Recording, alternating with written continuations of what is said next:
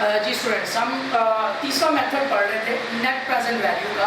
तो बात ये चल रही थी net present value electricity damage होने की वजह से मैम में जो है वो वीडियो कट गई थी, तो दोबारा से हम वहीं से स्टार्ट ले रहे हैं।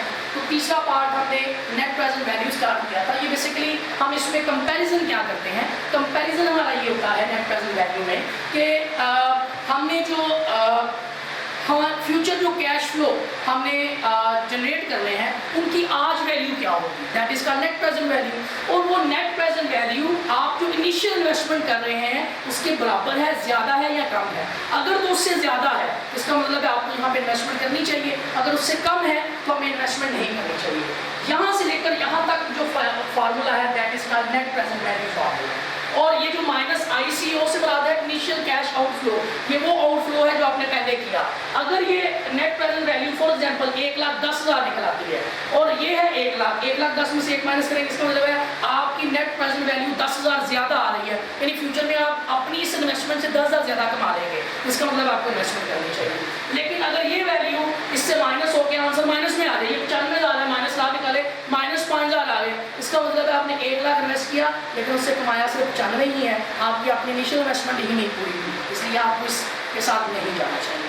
तो CF से मुराद है कैश इनफ्लोज, जो आप फ्यूचर में कैश इनफ्लो करेंगे that is called CF, cash inflows.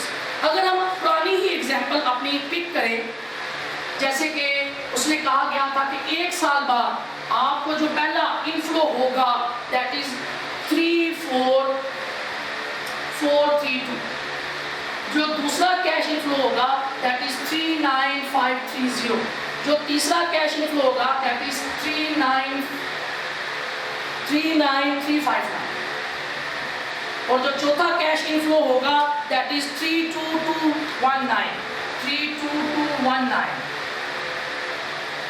उसके बाद हमें चाहिए 1 प्लस के का मतलब है इंटरेस्ट रेट, और मार्केट में जो प्रिवेलिंग रेट है इस टाइम दैट इज 12%, ये आपको बताया जाएगा। If you use required rate of return, market जगह जो required rate of return that is 12%, तो के आपके पास क्वेश्चन में गिवन होगा 0.2%, लेट्स से हमारे पास रिटर्न है, तो यहाँ पे हम 1 लिखेंगे क्योंकि ये 1 साल बाद है। 1 प्लस 0.12 यहाँ पे हम 2 लिखेंगे, इसी तरह 1 प्लस 0.12 यहाँ पे हम 3 लिखेंगे, इसी तरह 0.12 इसकी पावर हम 4 करेंगे, और माइनस इनिशियल इन्वेस्टमेंट जो कि हमारी है 1 लाख। अब हम इसको कैलकुलेट करेंगे नेट प्रेजेंट वैल्यू को।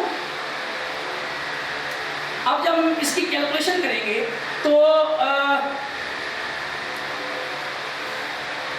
पहले ही मैं कैलकुलेशन कर रहा हूँ 1 प्लस 0.12, इसका मतलब है ये बन गया 1.0.12, तो 34432 को डिवाइड कर दिया 1.12 के साथ, तो आंसर आया 30,748, 30,742.8, 30,742.8।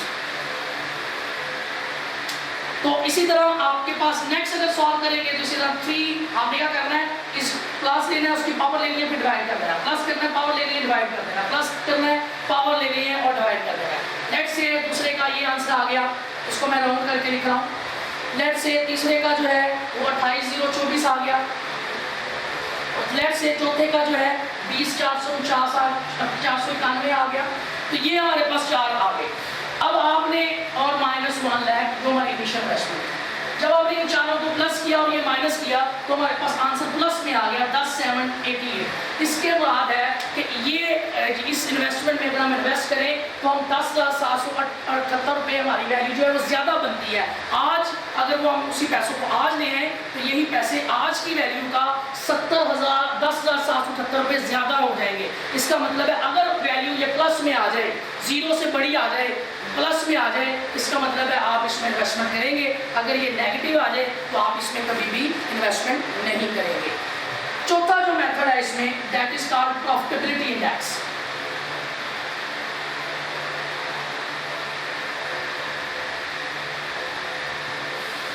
प्रॉफिटेबिलिटी इंडेक्स, अब इसको कैसे हम कैलकुलेट करते हैं? प्रॉफिटेबिलिटी में ये देखते हैं कि हमें ये जो हम जिसमें इन्वेस्टमेंट कर रहे हैं ये हमें कितना प्रॉफिट दे रहा है। इसका आंसर भी प्लस में आए तो हम ये कहते हैं कि इसमें इन्वेस्टमेंट करनी चाहिए। अगर इसका आंसर भी नेगेटिव में आ जाए तो हम कहते हैं इसमें जो है इन्वेस्टमेंट नहीं करनी चाहिए।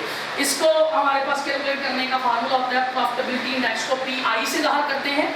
फार्मूला सेम है, CF1 over 1 plus K raise to the power 1 plus CF2 1 plus K raise to the power 2 plus CF3 1 plus K raised to the power 3 and so on, CFN 1 plus K raised to the power n। और इसको हम फिर divide कर देते हैं। जब हमने ये कैलकुलेट कर दिया, वहाँ पे हमने माइनस ICO किया था, यहाँ पे हम डिवाइड करेंगे ICO के साथ। ICO से मुराद इनिशियल जो है इन्वेस्टमेंट।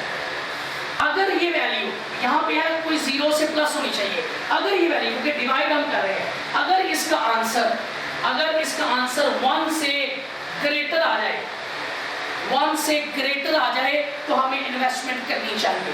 1 से ग्रेटर से मुराद क्या है? 1 से मुराद है अगर 1 आंसर है, इसका मतलब है कि जितनी इन्वेस्टमेंट की है और फ्यूचर के कैश फ्लो को अगर हम आज लें तो उतने ही पैसे बनते हैं, नो प्रॉफिट नो लॉस। 1 से नीचे आ जाए इसका मतलब आप लॉस अर्न कर रहे हैं। अगर 1 से ऊपर चला जाए, जैसे कि 1.1 हो जाए, 1.2 हो जाए, 2 हो जाए, 3 हो जाए, इसका मतलब है ये हमें इनिशियल इन्वेस्टमेंट से ज़्यादा प्रॉफिट दे सकता है, तो आप इसमें इन्वेस्टमेंट करेंगे। जैसे कि अगर हमारे पास ऑलरेडी जो एग्जाम्पल मौजूद है, अगर हम उस एग्जाम्पल से सॉल्व करना चाहें तो CF1 उसी तरह हमारे पास 34,432 divide by 1 plus K 12% raise to the power 1 plus दूसरा है 39,530 divide by 1 plus 0.12 raise to the power 2। इसी तरह तीसरा है 39,359 divide by 1 plus 0.12 raise to the power 3। इसी तरह चौथा है 32219 1 plus 0.2 raise to the power 4। And जब आप इसको कैलकुलेट कर लें तो आपने इसको डिवाइड करना है 1 लाख रुपए पे, क्योंकि इनिशियल इन्वेस्टमेंट है 1 लाख रुपए। तो जब आप इसको कैलकुलेट करेंगे तो PI आपके पास कुछ इस तरह से, जब इसको कैलकुलेट करेंगे तो यही आंसर आएंगे 30,748 31,505 28,024 20,491 और डिवाइडेड बाय 1 लाख। और जब आप इसको सॉल्व करेंगे तो इस सबको प्लस करेंगे, प्लस करने के बाद 1 लाख में डिवाइड करेंगे तो आंसर आएगा 1.11। तो इसका मतलब है ये वैल्यू 1 से बड़ी है, ये 1 से बड़ी है, इसका मतलब है ये कुछ ना कुछ प्रॉफिट दे रही है। अब देखें पहले केस में भी हमने इसको सिलेक्ट किया था क्योंकि हमारा एस्टिमेशन 3 साल था, 2.66 के अंदर उसकी जो है कॉस्ट पूरी हो गई, इसका हमने कहा इन्वेस्ट कर दो। IRR रेट भी हमने जब देखा वो 17.13% था, 17.14% निकला, जबकि मार्केट में प्रिवेलिंग रेट 12% है। हमने कहा इन्वेस्टमेंट कर दो क्योंकि IRR रेट ज़्यादा है। जब हम यहाँ पे आए हमने देखा नेट प्रेजेंट वैल्यू जो है वो निकल रही है, वो ज़्यादा है उसकी इनिशियल वैल्यू से, प्लस में आंसर आ गया, हमने कहा इन्वेस्टमेंट कर दो। और यहाँ पे भी आपको आंसर यही दे रहा है कि वैल्यू 1 से ऊपर है, यानी कुछ ना कुछ प्रॉफिट आपको दे रहा है ये प्रोजेक्ट, इसका मतलब है इसमें इन्वेस्टमेंट कर दो। तो ये इन्वेस्टमेंट के सिलेक्शन के 4 वेज हैं। पहला वे आपने देखना है कि वो कितनी देर में आपकी वैल्यू जो है पूरी कर रहा है। दूसरा आपने ये देखना है जो आपकी एक्सपेक्टेशन ईयर्स है उसके अंदर पूरा कर रहा है तो इन्वेस्टमेंट करेंगे, अगर इन्वेस्टमेंट डे के बाद पूरा कर रहा है तो कभी भी इन्वेस्टमेंट नहीं करेंगे। सेकंड है इंटरनल रेट ऑफ रिटर्न, अगर आपका internal rate of return calculate करने के बाद जो आंसर आए उसका आप कंपैरिजन करेंगे प्रिवेलिंग रेट के साथ, अगर IRR बढ़ा है तो इन्वेस्ट करेंगे, अदरवाइज नहीं करेंगे। और अगर तीसरे केस में नेट प्रेजेंट वैल्यू आ जाए, अगर उसका आंसर प्लस में है, इसका मतलब ये प्रॉफिट दे रहा है, या आपकी इनिशियल वैल्यू से ज़्यादा कुछ ना कुछ इसकी वैल्यू बनेगी, तो इसका मतलब है आप इसमें इन्वेस्टमेंट करेंगे। और आखिरी बात, अगर प्रॉफिटेबिलिटी इंडेक्स में उसकी वैल्यू 1 से ग्रेटर आ जाए, इसका मतलब है प्रोजेक्ट आपको प्रॉफिट दे रहा है तो आप उसमें इन्वेस्ट करेंगे, अदरवाइज जो है अगर ये वैल्यू कम आ जाती है 1 से तो हम कभी भी इसमें इन्वेस्टमेंट नहीं करेंगे।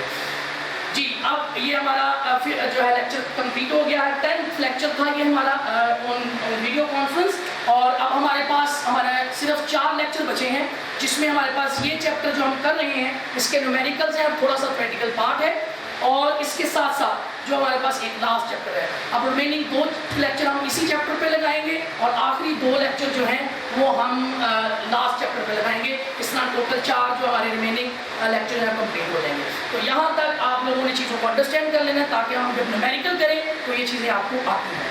Thank you very much.